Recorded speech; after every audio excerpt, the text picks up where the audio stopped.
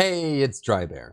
Back again with another Diablo 4 build guide, and today we're going to be talking about the critical mass Necromancer, which focuses on using Bone Spirit for as high of damage as possible. Excellent single target, and we have some work-ins in the group as well for AoE and mobbing for dungeon clearing. So let's get into the guide, but first, you should come hang out with me on my live stream. I'm live every day on twitch.tv/Drybear. If you don't come hang out with me in the community on Twitch, then the first legendary that drops for you on launch day for Diablo 4 will be for a different class than the one you're playing. Ooh. All right, let's talk critical mass Necromancer. There are a lot of synergies in the Paragon boards, in the skills, in the legendaries and uniques that you can pick up and equip on your Necromancer that scale the damage of Bone Spirit. There's also a lot in the Bone damage tree that focuses on doing more damage the higher your essence is, and we know that Bone Spirit consumes all of your essence when you fire it. So if you combine all of those synergies together, it is quite possible that Bone Spirit is the hardest hitting ability in the entire game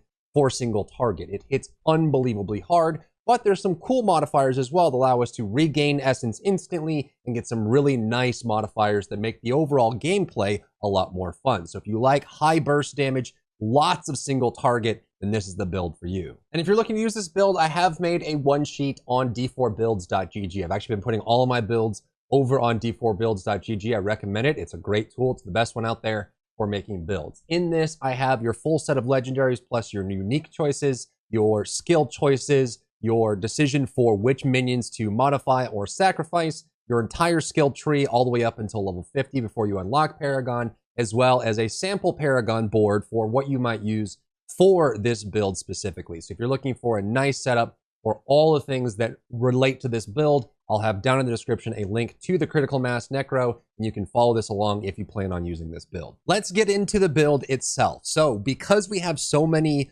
modifiers and proc effects for bone damage, it's very important that we have a bone builder. Our only option for that is going to be bone splinters, but it's not going to do major damage here. You do get some nice procs off it when you modify it. You'll get additional essence as well, and you'll be able to make targets vulnerable, which we have procs for that as well. But again, there are modifiers where every 10th time you do bone damage, you get a bone benefit. Every certain amount of times you hit with bone damage, you lower your bone cooldowns. When you deal bone damage, you have procs that trigger. And so we want to be able to build essence using bone, and that's our option here, which is going to be bone splinters. So we're going to pick that up. You do want the vulnerable option here for the modifier.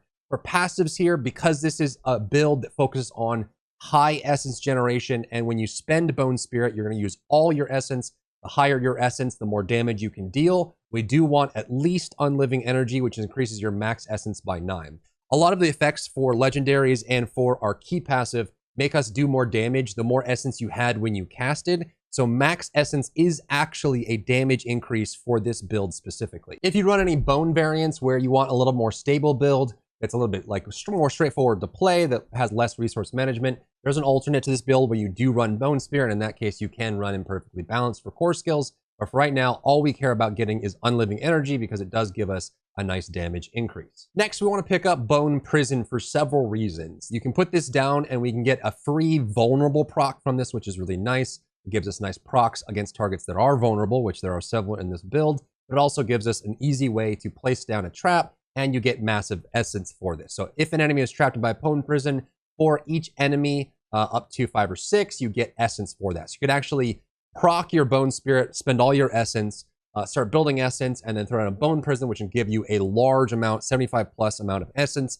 for that, which procs that back up, gives you your vulnerable and that as well. There's also a legendary, which I do recommend running. You don't have to, but I do recommend running with this build, which causes Bone Prison to explode when it expires or when it gets destroyed.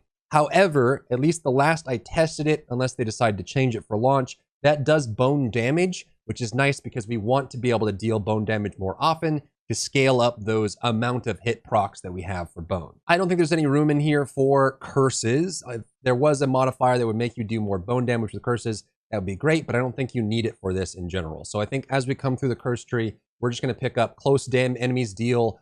You do more damage to the close enemies and they deal less damage to you. So if they are too close up, you can do damage on here. If you want to pick up more modifiers or different passives or even more defense than just the 6% DR you get from this, you can swap these points out because we're going to do our maximum damage from Bone Spirit at maximum range, but you can't always, can't always guarantee you're going to have that. So having the DR when someone does get close is pretty nice. And we also want to do increased damage to distant enemies because, again, if we're at max screen distance, that's the best damage we can deal with Bone Spirit. Next, this is the next part of the tree that you're going to see here. Obviously, we're picking up Bone Spirit. Super nice.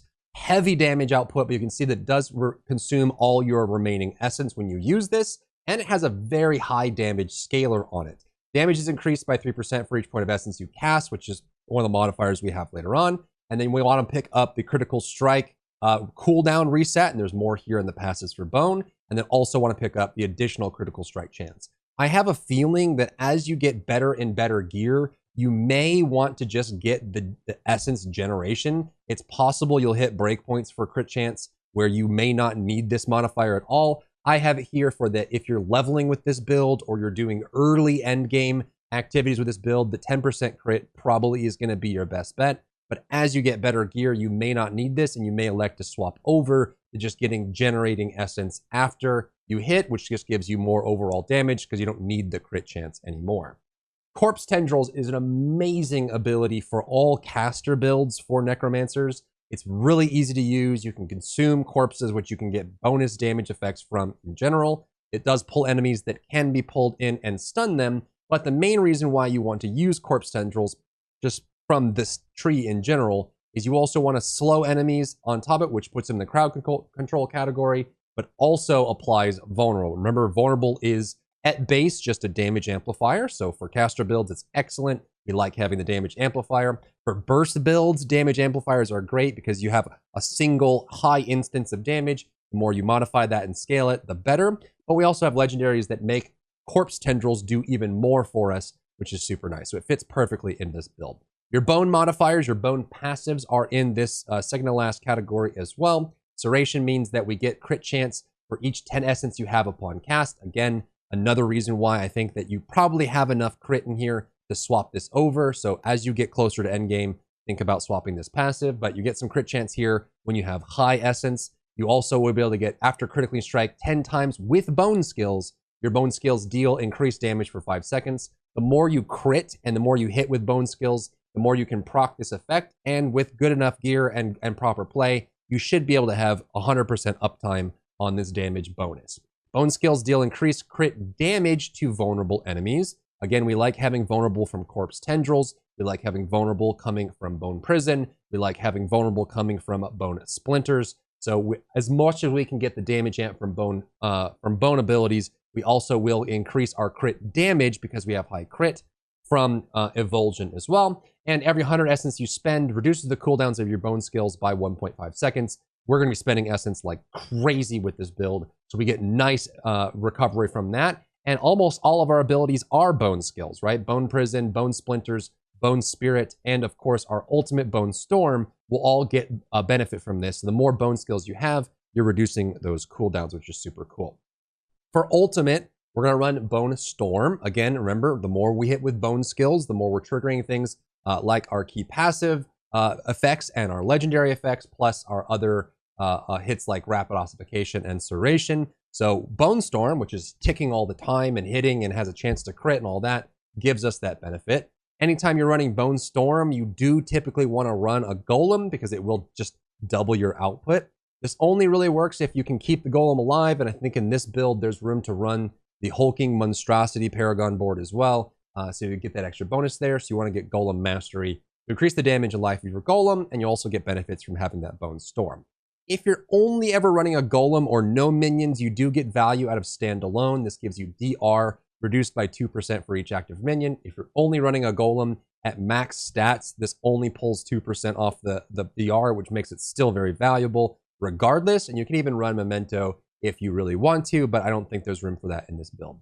And then lastly, we're going to pick up Ossified Essence. Your bone skills deal increased damage for each point of essence you have above 50 when you cast. So again, if you cast at full essence when you do Bone Spirit, you get damage, but also it's for every point of essence you have above 50. So again, things that increase your max essence, like Unliving Energy, is another damage modifier. It gives you more damage because you have more essence available. Your maximum essence, it gives you damage for this build in particular. So that's the skill tree that we're looking at here. let's look at the gear. And again, I have this build down below in the description if you want to follow along for that. We're going to keep the Iron Golem because there is obviously benefits for having Golem with Bone Storm as one of our abilities. Super great synergy there. It doubles up the Bone Storm effects. There's also effects that we can use Bone Storm for to get defense and damage off of, which is really nice.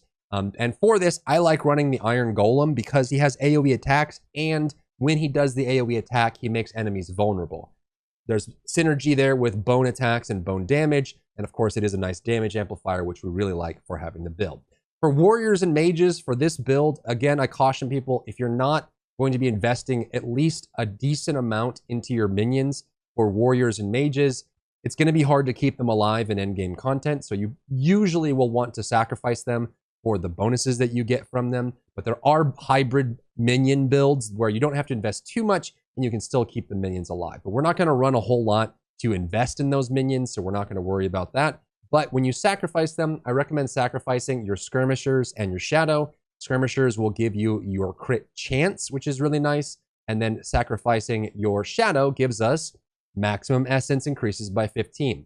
Again, for this build specifically, the higher your max essence is, the more damage your bone spirit and other bone abilities will do. There's excellent synergy there. You want to rely on that for those two here. Again, keep in mind that as you get super good gear, you may not need the crit chance from sacrificing your skirmishers. There's other options here. You can get magic resistance. And you can also just get magic resistance because shadow doesn't mean anything to us at all. So either just get some defense or the crit chance by 5, but you might be hitting a crit chance peak once you fully max out your abilities. Let's first talk about uniques in this because uniques they're going to come in late game. I like having these in here because it's something to look forward to, something to be aware of and pay attention to. And for some of these builds, the uniques change the build playstyle completely. For Bone Spirit, I don't think that's the case at all.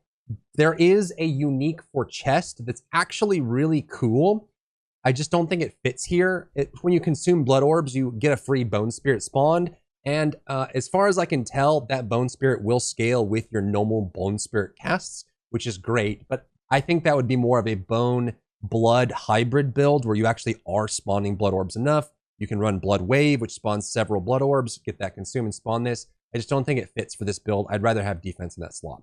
So for uniques, I think the boots here that give just damage amp is great. It's another way to slow enemies, get crowd control. You can put vulnerable. It keeps them in your Bone Storm more easily, and it's just a nice damage amplifier. Again, we love damage amp for burst skills because in that moment when you have the damage amp, it's great. And the cop-out unique, this one always hurts me a little bit when it fits perfectly into the build because it's so generic, but it just works for this. Harlequin Crest, it is damage reduction, a very free amount of it, and it adds +4 ranks to all skills, which will scale them up, which is great for some of these. Bone Spirit gets more damage. You can get some scaling things on here. It's good for your Bone Storm and your Bone Prison, which is really cool. It increases the life of the shields, so they last a little bit longer, which is nice. We're going to run Aspect of the Shielding Storm with this Bone Storm build because we want to be able to min-max more damage while getting the minimum required amount of defense for this. But Shielding Storm is a great legendary because it means that when you damage enemy with Bone Storm, you get a barrier every 10 seconds or every 5 seconds or so. So as you deal Bone Storm damage, doubled up between you and your Golem, you'll get some defense out of that, which is really nice. Bone Storm also consumes corpses.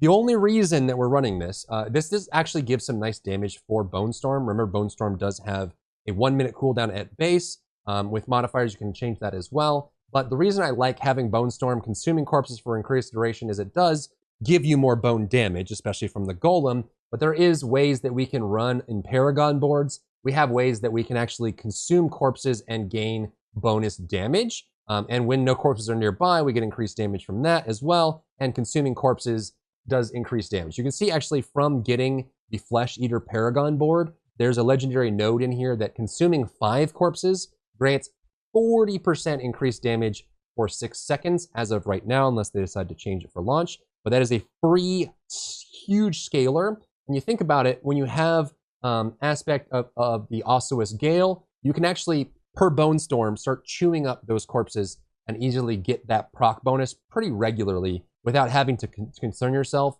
Remember that corpse tendrils will not consume the corpse, so you won't have that consumption there. So it's very easy to just in your normal rotation when you pop Bone Storm, have ways to increase the duration for Bone Storm, which increases the damage, and also allows you to increase your damage amps, which is great for having big, fat, massive, raging Bone Spirits.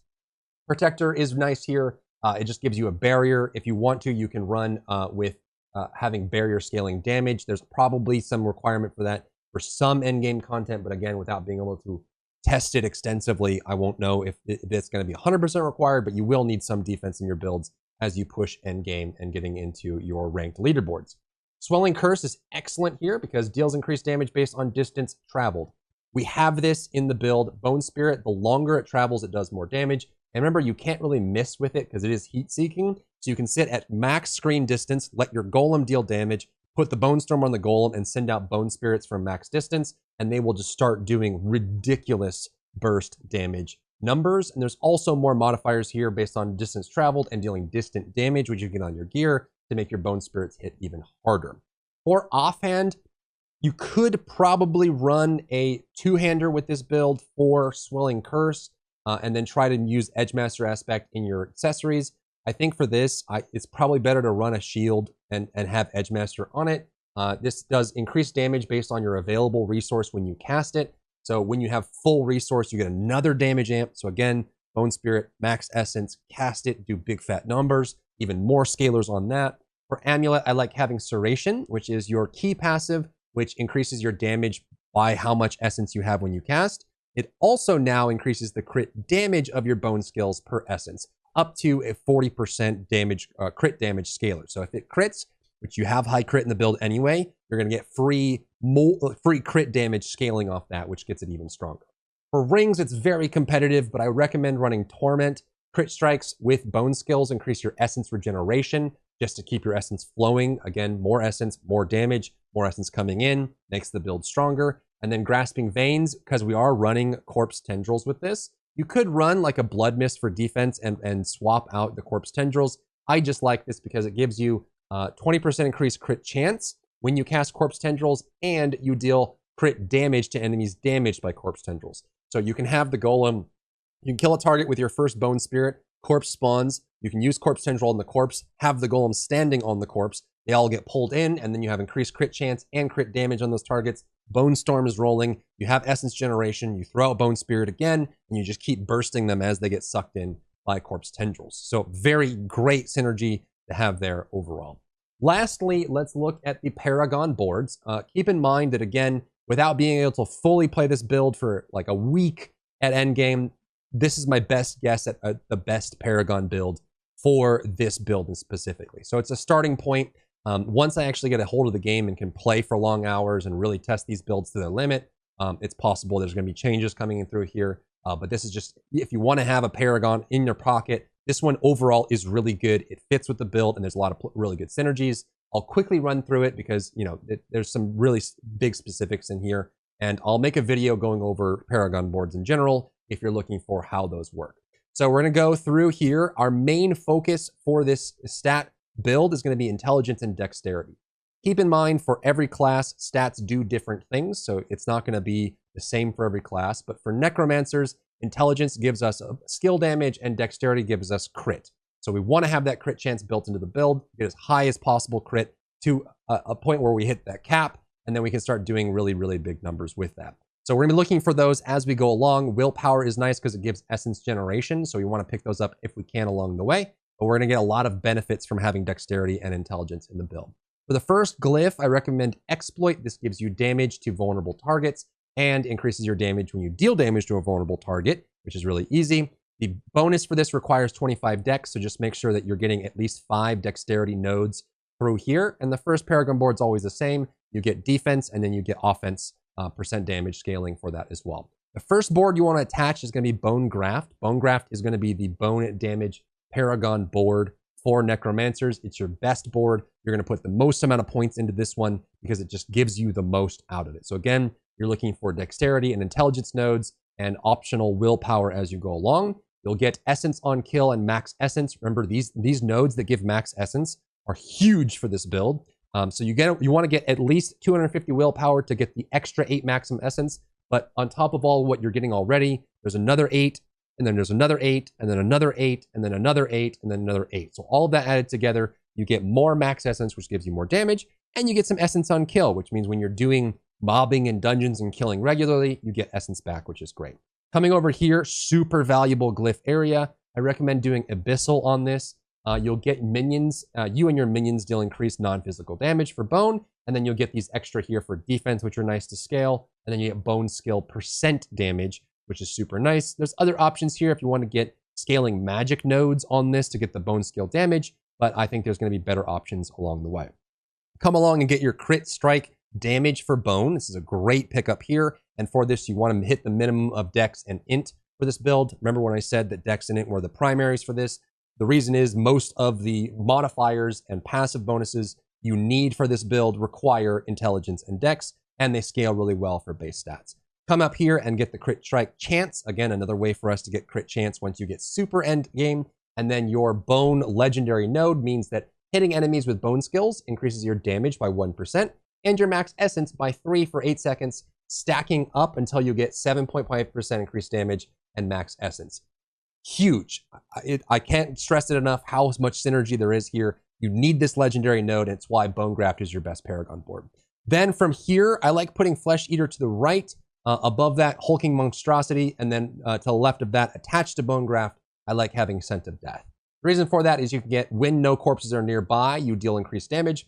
When you're sitting at max screen distance, you can avoid standing near corpses. It's free damage. You can also get crit damage and damage to healthy enemies, which is excellent for burst builds because you're going to be hitting them at high HP with big fat damage anyways. Then you get crit damage over here, which is really nice, and you can get damage to injured enemies, which is great for killing bosses and that sort of thing.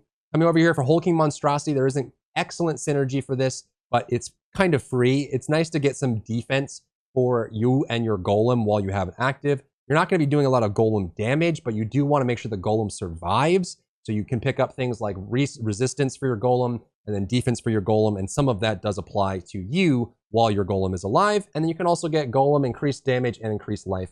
It's very nice. You don't want your golem dying because a lot of your effects, especially for your Bone Storm, will come from your golem. So a little bit of points spent just to keep your golem alive. And then coming down here to Flesh Eater, this is where we have consuming 5 corpses grants increased damage. Remember, we have that from our Ossuous Gale, so Bone Storm will start eating corpses as you're making them.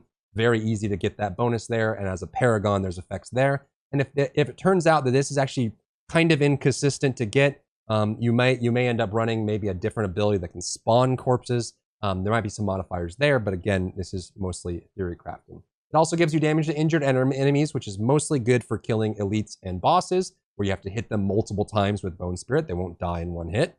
And then you want to pick up Blood Drinker here, which increases magic nodes. You don't even really need the bonus, but you can pick it up. The reason we do this is just to get more damage to elites, extra dexterity and intelligence, and a little bit more resistance and defense as well. That's my first pass at the Paragon board for this build, and that's the build overall in general. Let me know what you think. I have the link for this down below for the full build here, and then I'll have even more builds on the way, and I have tons of builds on my channel if you're looking for more of those, so check those out. So this is the Critical Mass NECRO. If you enjoyed yourself today, leave a like down below. You can support me and my work on Patreon and view Patreon exclusive content, link in the description. Thank you so much for tuning in, and I'll see you in the next one.